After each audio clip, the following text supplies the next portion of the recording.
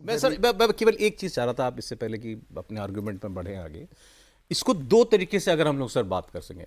एक तो ये जो एक मुस्लिम वोट, इसकी इसकी क्या सच्चाई है कि ये एक होमोजेनस वोट है, एक तरफा एक मुश्त जाता है, और वो क्या उसके पास कोई वीटो है, या मुस्लिम आबादी कुछ सेक्शंस में ही, चाहे देश के कुछ कुछ पॉकेट्स में, उस स्तर पर पहुंच गई है जहां वो एक्चुअली एक वीटो की तरह काम कर सकता है, मतलब कि वो डिसाइड करेगा कि ये सरकार बनेगी या मेरे बगैर कोई सरकार नहीं बनेगी। एक एक एस्पेक्ट ये है, और वो नेशनल स्तर पर भी एक क्या किसी वक्त पहुंचेगा। दूसरा, हिंदुस्तान की में मुसलमानों की जनसंख्या एक बड़ा कंटेंशियस इशू रहा है। जैसे मैं कह रहा था कि पार्टीशन के पीछे भी क्या था, यही था कि दो बड़ी आबादियां एक साथ नहीं रह सकती, अलग अलग। आज नहीं तो कभी क्या यह सवाल हमारे सामने दोबारा आएगा या आ सकता है? लोग कहेंगे कहां आप खामखा पार्टीशन की बात करो। मैं फिर कह रहा हूं, 70 साल ही तो बीते हैं आपके देश के विभाजन को, कितना बीता है? सो लेट्स, तो हम आप किससे, जिस किससे, दोनों में से किसी से स्टार्ट करना चाहें? देखिए, मौलिक प्रश्न पर हम लोग बात करें, और प्रदीप जी तो हम लोगों में से सबसे ज़्यादा अनुभवी हैं। जिस समय इस देश का विभाजन हुआ था उस समय मुसलमानों की आबादी 23% थी, ओनली। ओनली। उस 23% मुसलमानों की आबादी में से जो पाकिस्तान बना उसका हिस्सा 35% था।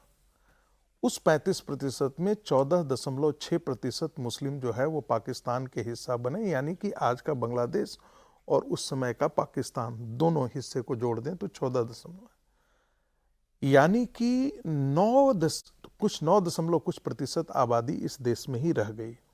जनसंख्या का अदला बदली जो चाहते थे, अंबेडकर चाहते थे और कई लोग चाहते थे, ऐसा नहीं हो पाया। Ambedkar complete transfer of population बिल्कुल चाहते थे। ये माय थॉट्स इन पाकिस्तान का आप पढ़ेंगे, उसमें अंबेडकर ने बहुत साफ आर्गुमेंट इस पर किया है।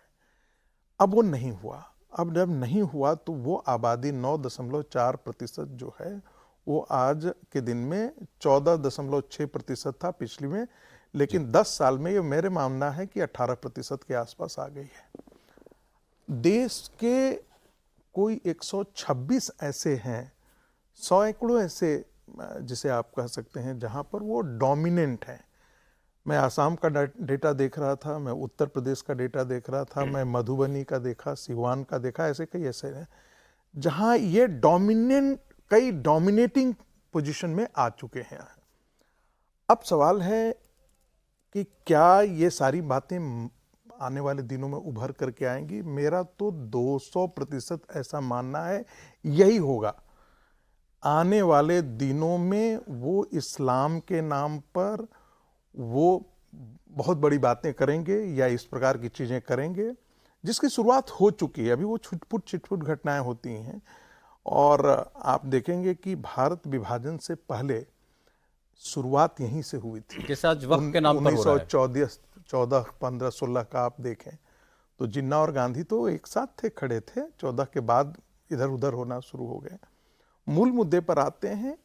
देखिए, इस्लाम की थियोलॉजी को हमको समझना बहुत ज़रूरी है। जो लोग ये बात करते हैं कि हिंदू मुस्लिम भाई भाई भाई भाई, ये सब ठीक बात है।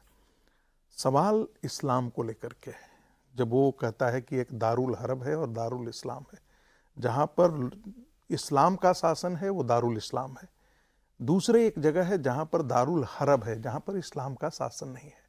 हमको पूरी दुनिया को इस्लाम के शासन के अंदर लाना है, और ये उनको बच्चा से ही पढ़ाया जाता है। ये उनकी तकरीर का हिस्सा है, इस्लामिक थियोलॉजी का हिस्सा है। हम कहते हैं कृण्वंतो विश्वार्यम, पूरी दुनिया को हम श्रेष्ठ बनाएंगे। हम नहीं कहते हैं हम हिंदू बनाएंगे, हम नहीं कहते हैं उनको सनातनी बनाएंगे, हम कृण्वंतो विश्वार्यम हम बोलते हैं। भारत का रिलीजन वी एंड दे नहीं करता है, लेकिन इस्लाम वी एंड दे करता है। इसलिए अम्बेडकर ने कहा इस्लामिक ब्रदरहुड यूनिवर्सल ब्रदरहुड नहीं है। अब रही बात, ये संभव कैसे हो सकता है? जनसंख्या में बदलाव एक बहुत बड़ा तरीका है। जनसंख्या में बदलाव आप कैसे करेंगे? या तो बच्चे ज़्यादा पैदा करेंगे या कन्वर्जन ज़्यादा करेंगे। यही हालत आज यूरोप झेल रहा है, स्पेन झेल रहा है, फ्रांस झेल रहा है। एक पोलैंड को आप छोड़ देंगे तो ऐसे ऐसे यूरोप के कई ऐसे देश झेलना शुरू कर दिए। भारत के अंदर एक अद्भुत डेमोग्राफी का ट्रांजिशन हो चुका है। वेस्ट बंगाल, मैं नहीं जानता कि आने वाले 20 साल में वेस्ट बंगाल की हालत कश्मीर से कोई खराब